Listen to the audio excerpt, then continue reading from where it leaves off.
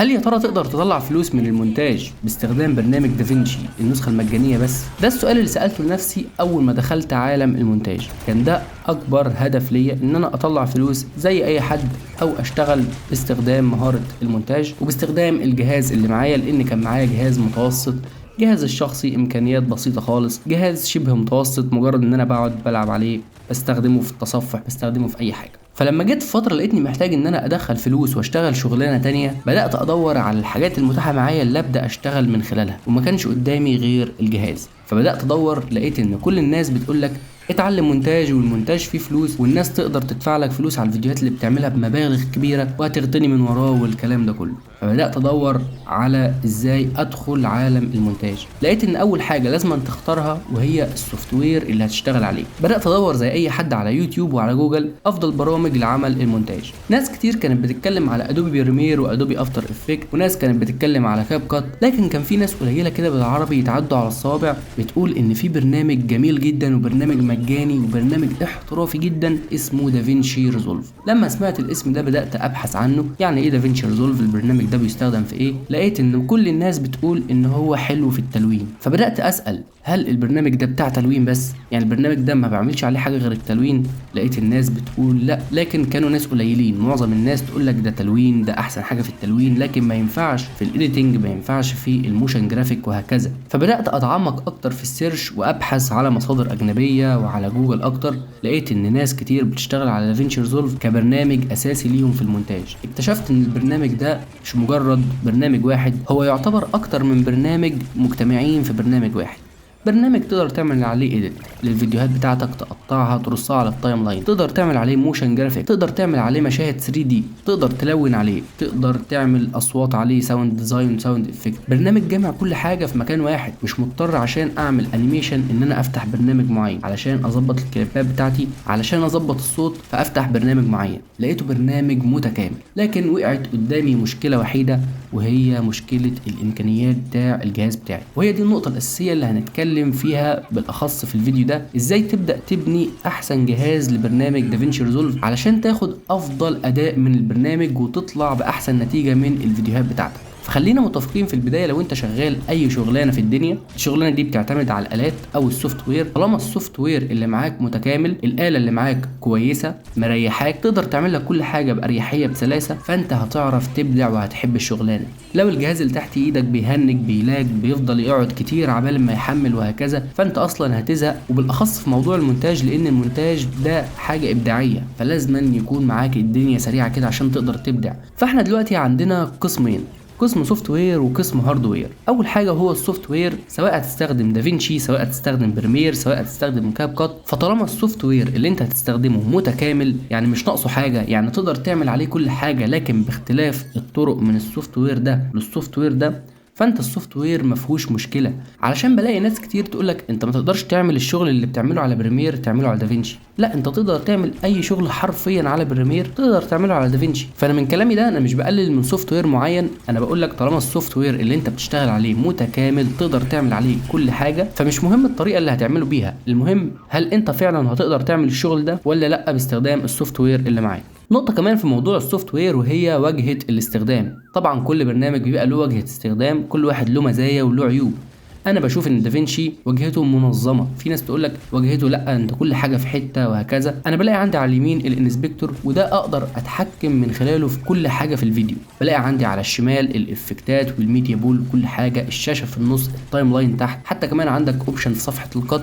هتلاقي التقسيمه دي متغيره شويه، لو انت جاي مثلا من فاينل كات هتلاقي الواجهه بتاعه صفحه القط قريبه لواجهه فاينل كات. فموضوع الناس اللي بتقول ان واجهه دافنشي صعبه، انا بالنسبه لي واجهه دافنشي سهله جدا، منظمه جدا، ما شفتش اي عواقب فيها، ما شفتش اي معوقات او اي حاجه انا مش عارف اعملها. لا بالعكس، انا بلاقي كل حاجه متاحه قدامي وبستخدمها بكل سهوله عادي خالص. النقطه الثانيه وهي نقطه الهاردوير. طبعا علشان تشغل اي سوفت وير لازم أن يكون فيه هاردوير مناسب له. طيب هل انت كمستخدم معاك جهاز متوسط تروح تشتغل على بريمير اسهل، وبريمير بيكون اسهل على الاجهزه الضعيفه، ولا تشتغل على دافنشي؟ طبعا كاب كات برنامج بيشتغل على اي جهاز حرفيا، ده احسن برنامج مونتاج للاجهزه الضعيفه، لكن احنا بنتكلم على البرامج الاحترافيه. طبعا فاينل كات ده خاص بابل، احنا بنتكلم على اجهزه الويندوز. انا كمحمد فانا ما استخدمتش بريمير ولا افتر افكت، لكن لما بدات ابحث لقيت ان اكتر برنامجين عملوا كراش في التاريخ هم بريمير وافتر افكت. هل ده معناه ان البرنامجين وحشين؟ هل ده معناه ان البرنامجين تقال؟ لا، البرنامجين مش وحشين، لكن فعلا البرنامجين بيكونوا تقال ومحتاجين موارد جهاز اقوى علشان يشتغلوا بشكل اسلس. هل هم مش هيشتغلوا معاك لو انت معاك جهاز متوسط؟ لا، هيشتغلوا عادي خالص، لكن طبعا لازم تطور في الجهاز بتاعك، يكون معاك حاجه هاي اند، حاجه تشغل لك البرامج ديت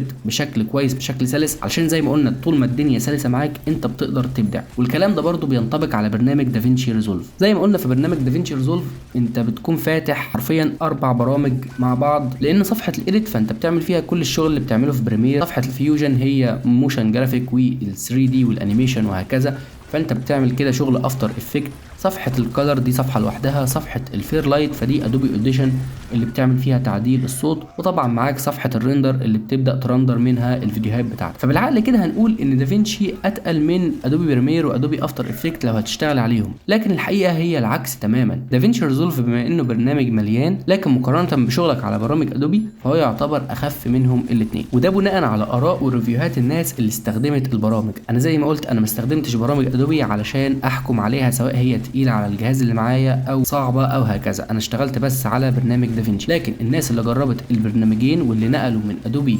لدافينشي لقوا ان دافينشي بيعمل كراش بمعدل قليل جدا عن برامج ادوبي.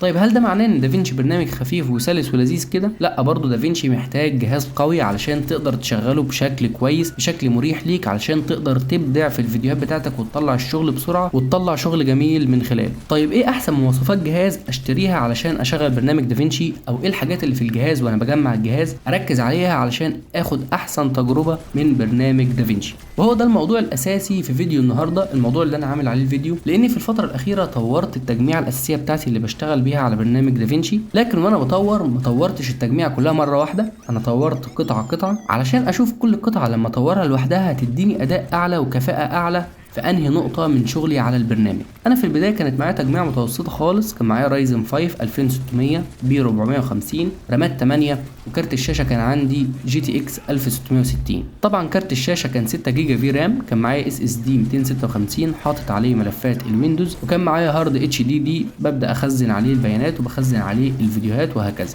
فلما كنت بشتغل على برنامج دافينشي باستخدام التجميع ديت كان البرنامج بيشتغل عادي، الدنيا لذيذه، لكن اول ما ادخل على صفحه الفيوجن ابدا احط افكتات، ابدا اعمل انيميشن وهكذا، بلاقي الدنيا تقلت معايا جدا. وده لان اي نود بحطها على الفيوجن او اي افكت بحطه على صفحه الايديت دي عباره عن اكواد ولغات برمجه، فبحتاج الجهاز يهندل الاكواد دي ولغات البرمجه ديت بشكل اسرع علشان الدنيا تبقى احسن معايا، وطبعا بحتاج مساحه رام اكبر علشان تخزن البيانات دي. فاول حاجه عملتها وهي ان انا طورت ال 8 جيجا اللي معايا خليتهم 16 جيجا. انا بدات في التطوير بتاعي واحده واحده، لان زي اي حد ما كانش معايا فلوس، كنت مجرد ان انا بشتغل شغل خفيف كده جنب المونتاج وما كنتش لسه دخلت فلوس من المونتاج، بدات اطور في الجهاز علشان اطور نفسي في المونتاج وابدا ادخل فلوس من خلال المونتاج بشكل اكبر. فبعد ما طورت الرام ل 16 جيجا الفرق اللي انا حسيته من تطوير الرام هو ان صفحه الفيوجن بقت تاخد افكتات اكتر، حسيت ان انا معايا افتح بروجكت مدته اطول على دافينشي من غير ما البرنامج يعمل كراش، ان انا اضيف افكتات اكتر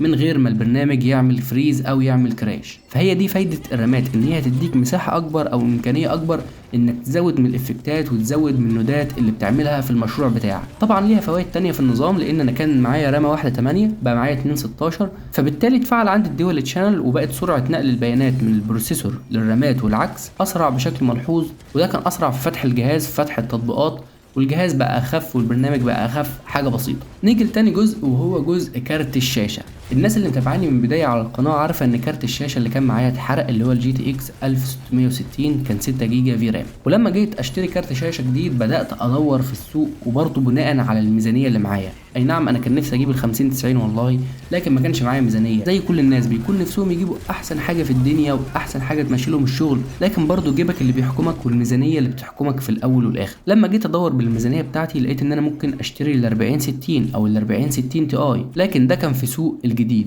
لما جيت بصيت على سوق المستعمل لقيت ان انا ممكن اشتري ال 30 80 وال 30 70 30 80 تي اي 30 90 بالمستعمل، وهيدوني اداء احسن في المونتاج عن ال 40 60 وال 40 60 تي اي. ما كنتش اقدر اطلع لل 40 70 وال 40 70 تي اي وال 40 80، طبعا الحاجات ديت احسن علشان الريندر، وطبعا سلسله ال 50 كانت غاليه جدا عليا، فاضطريت اروح لل 30 80 واشتريت الار تي اكس 30 80 جيجا بايت جيمنج او سي. طبعا الكارت ده ب 10 جيجا بايت في رام. ايه النقله اللي انا حسيتها لما طورت كارت الشاشه، ودي النقطه اللي كل الناس بتتكلم فيها وهي كارت الشاشه. كل الناس تقول لك كارت الشاشه اهم حاجه لدافنشي، انت تجيب احسن كارت شاشه لكن فكك من البروسيسور، فكك من بقيه القطع. النقله اللي انا خدتها من كارت الشاشه، كان عندي بروجكت كنت مرندره على الكارت القديم، كان واخد من وقت الريندر 11 دقيقه 11 دقيقه علشان يعمل الفاينل ريندر للفيديو. فلما جيت عملت ريندر على كارت ال 3080 طبعا نفس البروسيسور نفس كل حاجه لكن اختلاف الكارت، الفيديو ترندر في حوالي دقيقتين ونص ل 3 دقايق. فانا كده من تطويري للكارت خدت حوالي من 350 ل 400% ضعف الاداء اللي كان معايا، ودي كانت نقله رهيبه جدا وسرعت عليا حاجات كتير. لكن انا بالنسبه لي اهم من الريندر الاخير بتاع الفيديوهات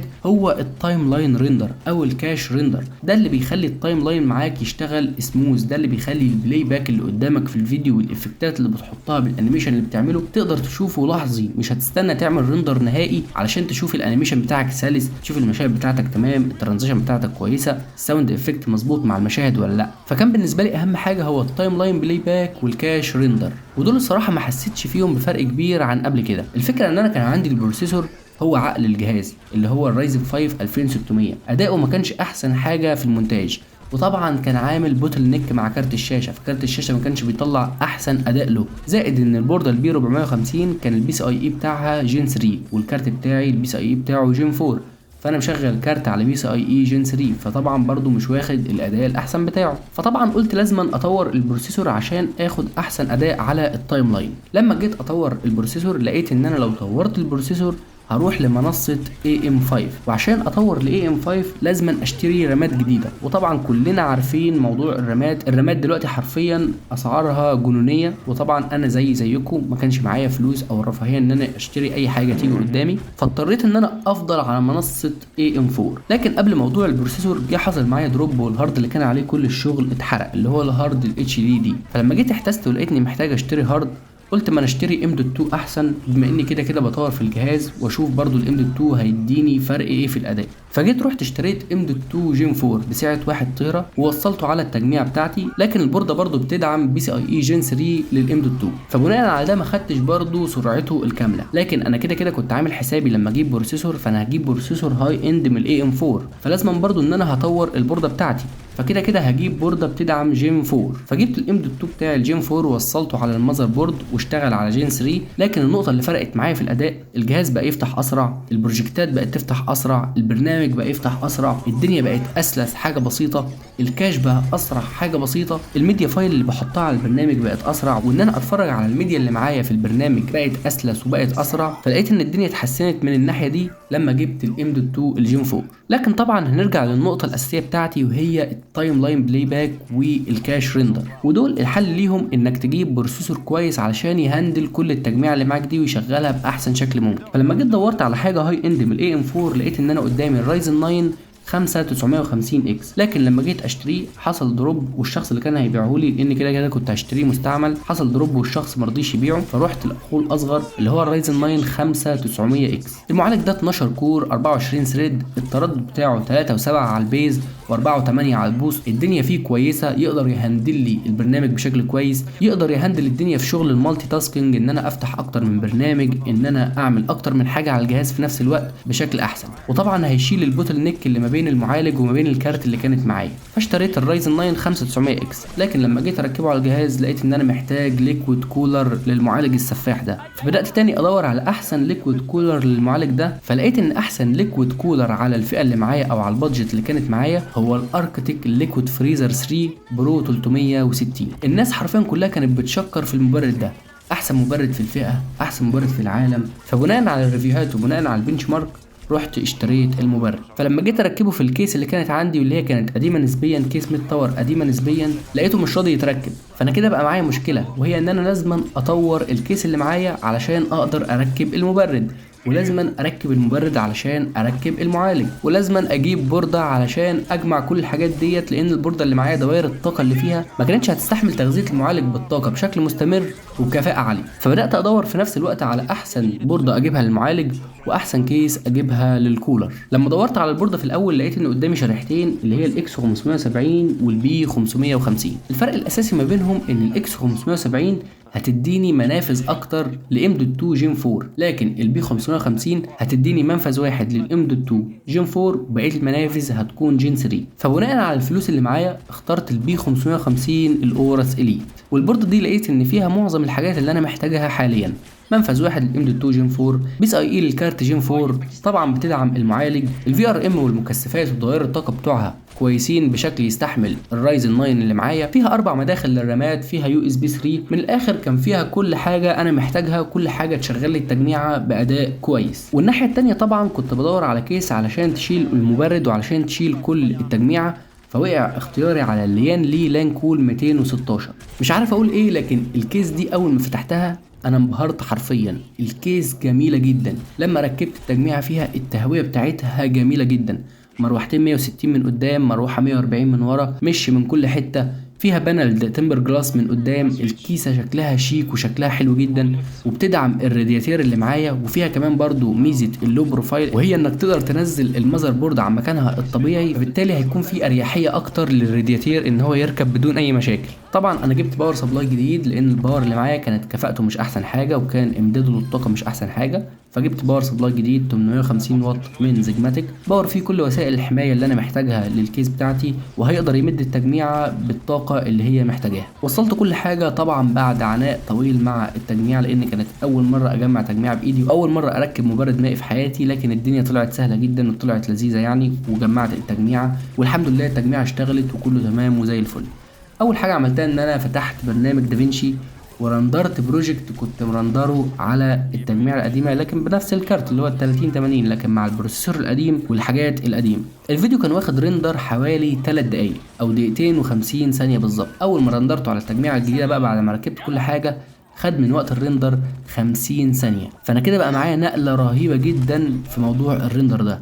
على فكرة انك تنزل من 10 دقايق ل3 دقايق ده فرق كبير، لكن انك تنزل من 3 دقايق لدقيقة ده فرق اكبر بكتير. بعد كده رحت اشوف الحاجة اللي انا اصلا عامل التجميع عشانها، التايم لاين بلاي باك. انا عايز وانا بمنتج كده كل حاجه تشتغل معايا بسلاسه، الدنيا تبقى كويسه، ما افضلش اصبر لما الجهاز يهنج، البرنامج يعمل كراش، او اعمل ريندر كاش يقعد 10 دقايق يعمل في الريندر كاش. فبدات افتح البروجكتات القديمه اللي انا عاملها وبدات اشوف التايم لاين، لقيت ان البلاي باك بقى سموث جدا. البروسيسور قادر ان هو يهندل التايم لاين اللي شغال والبلاي باك اللي شغال بشكل كويس. الافكت اللي بحطه يا دوبك ثانيتين بيكون الدنيا لذيذه على التايم لاين. الريندر كاش اللي بتعمله بدل ما كان يقعد 5 دقايق بقى يقعد دقيقه واحده، فالدنيا بقت لذيذه والدنيا بقت سهله جدا. صفحه الفيوجن بقت تاخد افكتات اكتر بكتير، الدنيا بقت لذيذه على صفحه الفيوجن، بقيت احط نودات كتير وافكتات تقيله على صفحه الفيوجن، والدنيا بلاقيها لذيذه وسهله، والتجميع قادره تهندل كل الافكتات دي في نفس الوقت. فهي دي كانت التجميع اللي انا عملتها وتجربتي الشخصيه مع تطوير التجميعه واحده واحده على برنامج دافينشي ريزولف. وادين حكيت لكم قلت لكم كل قطعه فرقت معايا في انهي نقطه في الاداء على برنامج دافينشي بالظبط. طيب انا كمحمد دلوقتي بعد ما جمعت التجميع، لو انا عايز اطور من اداء دافينشي اكتر من كده، ايه الخطوه اللي ممكن اعملها علشان اطور من الاداء بتاعه او اخد اداء احسن منه؟ الخطوه ليا كمحمد هي ان انا اشتري دافينشي ريزولف ستوديو، ده كله على دافينشي النسخه المجانيه. لكن دافينشي ستوديو في حاجه اسمها نيورال انجن. النيورال انجن دي والجي بي يو اكسلريشن بتستخدم كارت الشاشه بكفاءه اكتر في اي عمليه ريندر بتقوم بيها جوه برنامج دافينشي. وده اللي فعلا كان قاله كيسي فارس في الفيديو اللي كان عمله احسن تجميع تعملها لبرنامج دافينشي، لانه كان قال لك بعد ما تطور الجي بي يو عشان تاخد ريندر احسن هتبدا تشتري النسخه الاستوديو علشان الحمل الاكبر يتشال من على البروسيسور يتحط على كارت الشاشه. لكن انا حبيت اخد التجربه واحده واحده، وبرضه علشان انقل لكم التجربه وانقل لكم الصوره كامله، وبرضه علشان الفيديو ده يكون ريفرنس ومرجع لاي حد عايز يطور التجميع بتاعته للمونتاج او بالاخص البرنامج دافينشي ريزولف. فان شاء الله في المستقبل القريب نعمل جزء تاني من الفيديو ده اشرح لكم فيه بقى وانقل لكم تجربتي والفرق في الاداء اللي انا خدته لما طورت للنسخه الاستوديو، وهل فعلا النسخه الاستوديو تستحق ان انت تشتريها ولا لا. في حاجه كمان نسيت اقولها وهو موضوع التراكنج على التجميعه الجديده اسهل واسرع وادق بكتير جدا من البروسيسور القديم. البروسيسور الجديد قادر ان هو يعمل تراكنج ادق تراكنج صح، تراكنج احسن واسرع من البروسيسور القديم، لان التراكنج في دافينشي ريزولف النسخه المجانيه بيعتمد بشكل كبير جدا او بنسبه 90% على البروسيسور مش على كارت الشاشه. فهي دي كانت تجربتي الكامله لتطوير الجهاز بناء على اداء دافينشي ريزولف. اتمنى الفيديو ده يفيد اي حد فيكم لو هو عايز يطور الجهاز بتاعه. والناس اللي هتسال انا جبت الفلوس بتاع تطوير الجهاز دي منين، انا جبت الفلوس من المونتاج باستخدام برنامج دافينشي ريزولف وبتجميع متوسطه خالص. وده اللي هنعرفه ان شاء الله على القناه في الحلقات الجايه، ازاي نجيب عملاء وازاي نشتغل. وان شاء الله مش هسيبكم غير لما كلكم تشتغلوا وتجيبوا فلوس وتطوروا اجهزتكم وتنبسطوا ان شاء الله. فاشوفكم في الحلقات الجايه، وفي شروحات جامده جدا جايه على القناه، وان شاء الله بنطور في السيت اب علشان نطلع بشكل كويس يليق بيكم. استنوا الفيديو الجاي وما تنسوش تعملوا لايك وتعملوا اشتراك وتصلوا على النبي وتدعوا لاخواتنا وتدعوا للمسلمين كلهم. اشوفكم الفيديو الجاي وسلام عليكم.